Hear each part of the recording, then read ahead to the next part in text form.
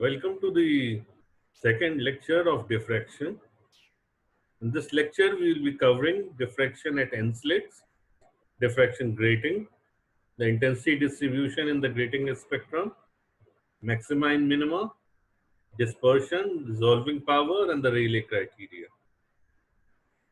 So,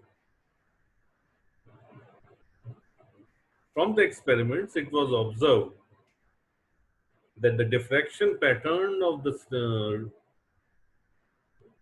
slits is quite simplified and is well resolved as we increase the number of the slits. You can slit this is see this is with the single slit pattern, the two slits, three slits. The widths of the maxima are decreasing, but the maximas are well resolved. So people tried that within a given length, if we increase the number of lines, we can get a better spectrum, we can get a well resolved spectrum.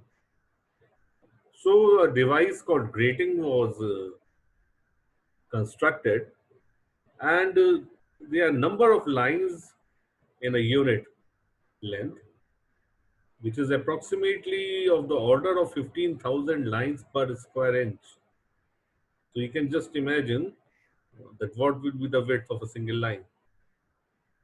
But the principle of this is quite similar to the principle of a double slit diffraction pattern. The only difference is that here we have a large number of lines, like a small capital N,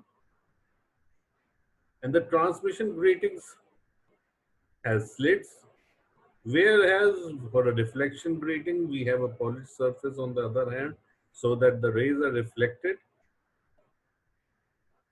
and each slit produces diffraction, and the diffracted beams interfere with one another to form the final pattern. The condition for the maxima is same as it was in the with the double slit pattern. Here, instead of the width of the transparent and the opaque portion, we have substituted that E plus B by a small d. The small d is sum of the width of the transparent and the opaque portion. So d sine theta is equal to m1. This small d is also called the grating number. It's also called grating number. This is m, which corresponds to the number m0 plus minus 1 plus minus 2 and so on, where m is equal to 0 is for the central bright maximum, plus minus 1 corresponds to the first maxima on the either side. Like we consider this is the screen. So the first maxima on the upper side will be plus 1 and on the downward side will be minus 1.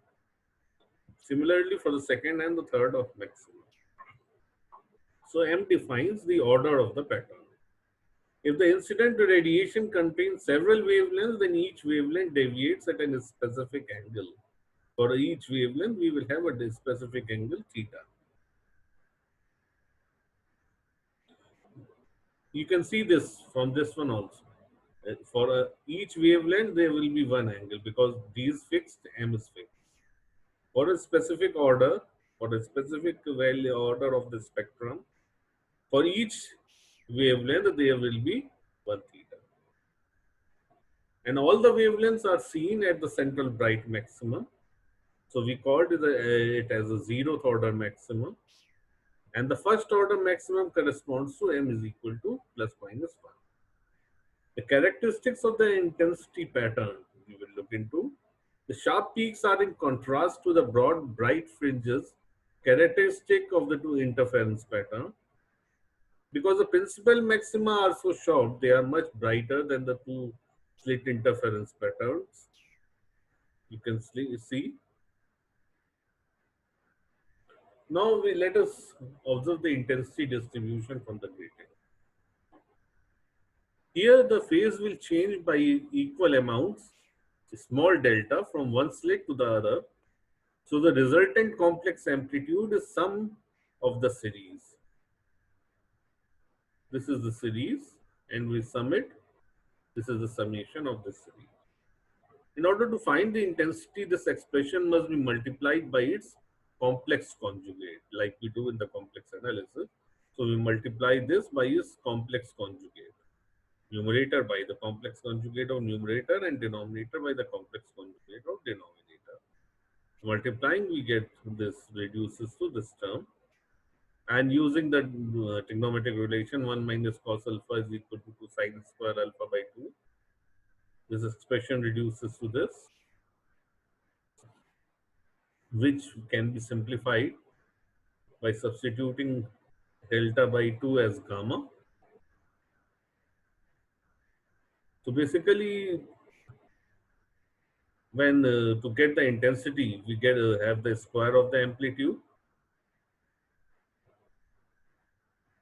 While observing this, we can see that there are two variations, like there were in the pattern for the double slits, one for diffraction and one for interference.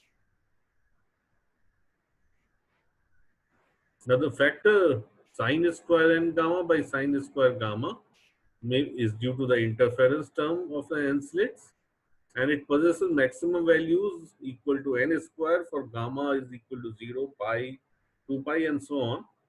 Although the quotient becomes indeterminate at these values, the result can be obtained with limit gamma tends to m pi sin n gamma by sin gamma, which is equal to plus minus capital N. These maxima correspond in position to those of the double slit, since for the above values of gamma, d sin theta is equal to 0, lambda, 2 lambda, 3 lambda, and so on to m lambda, which is the principal maxima. Now, in order to find the minimum of this function, that is sine square n gamma by sine square gamma, we note that the numerator becomes 0 more often than the denominator, and this occurs at the value when n gamma is equal to 0, pi, 2 pi, and so on, or in general, p into pi. P is a factor having a value from 0 to n. So when the special cases, when p is equal to 0 to n, 2n, and so on, gamma will be 0, pi, 2 pi. So for these values, the denominator will also vanish, and we have the principal maxima as described above. The other values of p given 0 intensity, for these values, the denominator does not vanish at the same time. Hence, the condition for minimum is that gamma is equal to p pi upon n, excluding those values of p for which p is equal to m into n, m being the order of the spectrum. These values of gamma correspond to the path differences d sine theta is equal to. Between the other minima, the intensity rises again, but the secondary maxima thus produced are of much smaller intensity than the principal maxima.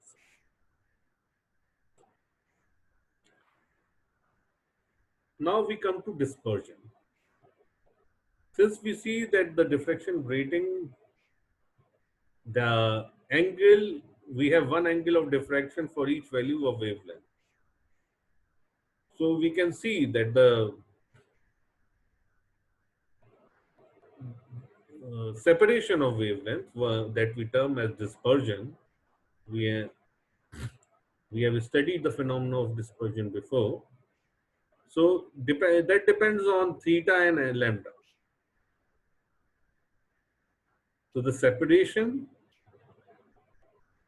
between the two images corresponding to two values of theta corresponds to two values of lambda also. So the dispersion can be defined as delta theta upon delta lambda, where delta theta is the angular separation between the two lines whose wavelengths are different by delta lambda. The greater is the dispersion, the greater is the distance between the two emission lines whose wavelengths differ by delta lambda.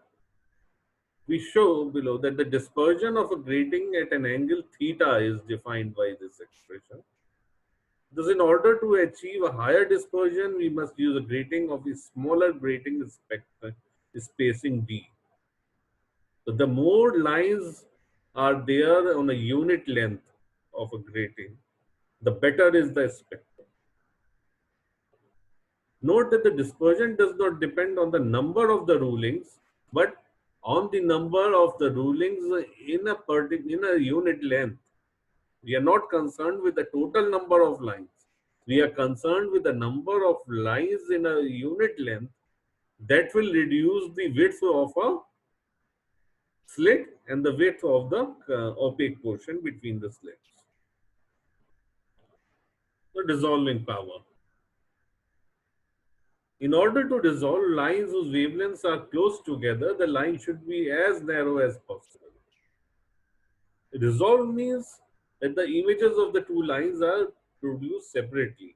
We can, from the naked eye, we can distinguish between the two images. That is when the images are said to be well resolved.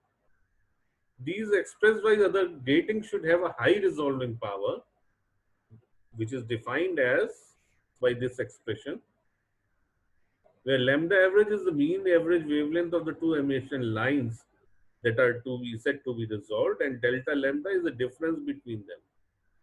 The greater is the value of the resolving power, the closer the two emission lines can be and still be resolved. The more the resolving power, the nearer objects are well resolved. Then to achieve the high resolving power, we must have large number of rulings. Now we differentiate between a dispersion spectra from a grating and a prism. With a grating, a number of spectra of different orders can be obtained on the two sides of the central maximum, while with a prism, only one spectrum can be obtained. There are no orders as such.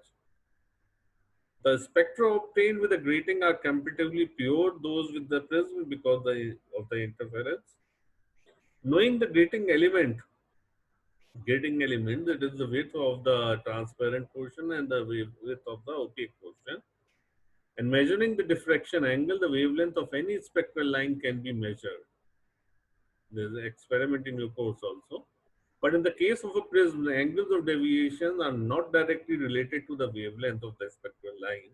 The angles of deviation are dependent on the refractive index of the material of the prism, which depends on the wavelength of light.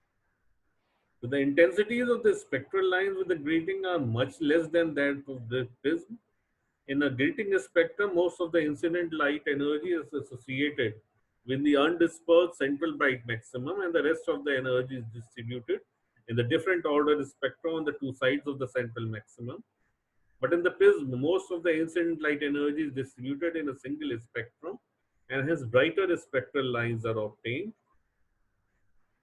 The dispersive power of grating is constant for a particular order, thus the spectral lines are evenly distributed. Hence, the spectrum obtained with the grating is said to be rational. The refractive index of the material of a prism changes more rapidly at violet than at the red end of the spectrum. The dispersive power of a prism is given by, and this has a higher value in the violet region of the spectrum than in the red region. Hence, there will be more spreading in the spectral lines towards the violet spectrum. The resolving power of a grating is given by n into capital N, where n is the order of the spectrum, capital N is the number of lines on the grating surface. The resolving power of the prism is given by small t, where t is the base of the prism and the rate of the change of refractive index with wavelength. The resolving power of a grating is much higher than that of a prism. Hence, the same two nearby spectral lines appear better resolved with a grating than with a prism. Lastly, the spectra obtained with different gratings are identical because the dispersive power and the resolving power of grating does not depend on the nature of the material, that is independent of the refractive index of the material. But the spectra obtained with different prisms are never identical because both dispersive and resolving power of prism depend on the nature of the material of the prism. So I mean, by nature, I mean the refractive index. So let's summarize this. We have the We studied the definition of diffraction, maxima for the single slit, for the circular aperture, to the Rayleigh criteria, for the resolving power, for the double slit experiment, intensity distribution for the double slit experiment, and for the diffraction grating, the resolving power of the dispersion and the dispersive power of the grating. So these are the things that we have studied up now in diffraction. Now let's come to a criteria for the resolving power. We have seen the resolving power of the grating, but now there is a criteria when of the for the resolving power, and that is when the difference in wavelengths is small, such that the central maximum of the wavelength coincide with the first minimum of the other. The two wavelengths can be distinguished from one another, and according to Rayleigh, they are said to be just resolved. If the difference in wavelengths is such that their principal maxima are separately visible, then there is a distinct point of zero intensity between the two wavelengths and they are said to be resolved. When the difference in wavelengths is so small that the central maxima corresponds to two wavelengths come still closer, the two wavelengths are not resolved. So for resolution criteria, you see, then the maxima overlaps with the minima of the other. Maximum of one overlaps with the minima of the other, the images are said to be well resolved. This criteria is called the Rayleigh criteria. It was given by Lord Rayleigh. And the size of the central peak of the diffraction pattern depends on the size of the aperture. The smaller the aperture, the more spread there is in the pattern. And the minimum angular separation for two objects to be resolved when viewed through circular apertures is given by this formula. This is the resolving power. The closer you are to the two objects, the greater is the angular separation between them. As you go further from the objects, the angular separation decreases until they eventually merge to become one. This is the point that you will be observing while finding the resolving power of a telescope. Now we come to start to calculate the resolving power for the grating. It is defined as the capacity of a grating to form separate diffraction maxima of two wavelengths which are very close to each other, like I talked to you before. It is measured as the ratio of the wavelength with the change in wavelength. If the d lambda is the difference between the two wavelengths that are to be resolved, and lambda is the wavelength of either of them or the mean wavelength. We have the grating element E plus a small d, and capital N is the total number of the slits. P1 is the nth primary maximum of a spectral line. P2n is the nth primary maximum of the wavelength of light of wavelength lambda plus d lambda. We have two lights of wavelengths lambda and lambda plus d lambda, and the corresponding angles are theta and theta plus d theta for the particular order n. For nth order, we have wavelengths lambda and lambda plus d lambda, and the angles are theta n and theta n plus d theta. For these two, combining these two, we get this expression. Simplifying this, we get the ratio of lambda and delta lambda as m into n. So this is the resolving power, where m is the order of the spectrum and n is the number of lines in the grid. Now we start with the resolving power of a telescope. In telescope, very close objects like the distant stars appear to be very near in a telescope. And to resolve them, we need large apertures. And the angular separation between the two objects is defined by this expression. And the resolving power is just inverse of this angular expression. And the best astronomical telescope have mirror diameters as large as 10 meter to achieve the best resolution.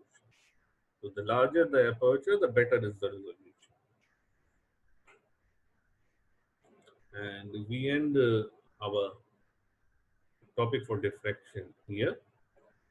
And I will welcome your queries in the comment box. You can just email me your queries, or you can simply write the queries in the comment box with your email addresses. And at the end, I would request you to subscribe to the channel and keep posting your comments for further improvement in the next unit. And the next unit will be on polarization of light.